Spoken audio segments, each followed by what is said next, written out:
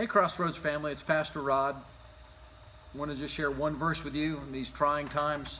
I felt like this was just a great word to hear from God. And it says this from 2 Timothy chapter 1, verse 7. It says, "For God has not given us a spirit of fear." Let me stop right there.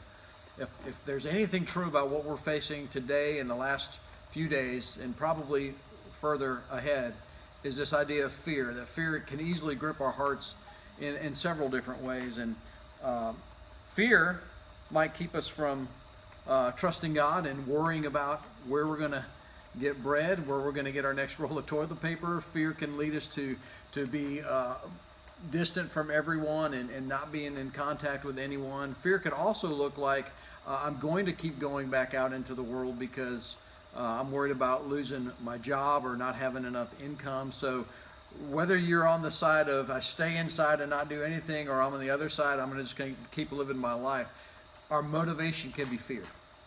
And so my encouragement and challenge to each one of us is to just ask God, am I operating in fear right now? And if you are, my challenge to you is to replace your fear with faith. Your actions may be exactly the same, but your attitude and your motivations would be completely different, to act out of faith and not fear. I can tell you this, God never leads us towards fear because He Himself has no fear.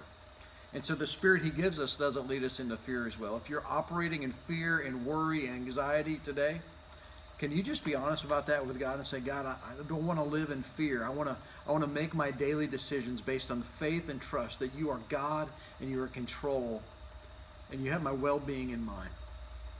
So the Scripture says that God has not given us a spirit of fear, but of power and love and self-control. Let's talk about each of those briefly. First, God has given us the power to not operate in fear, but in faith.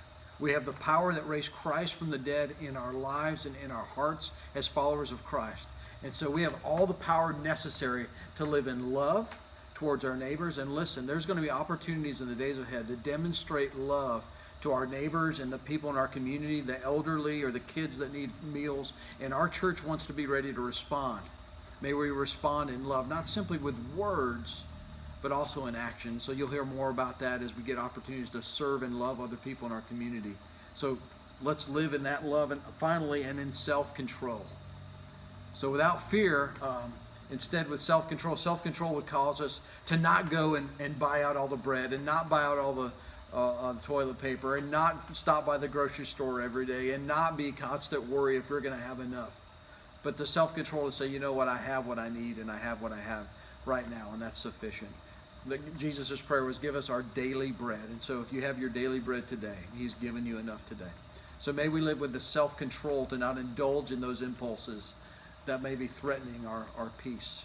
My prayer for each one of you is that we'll live in God's peace without fear, and the decisions we make would bring Him glory.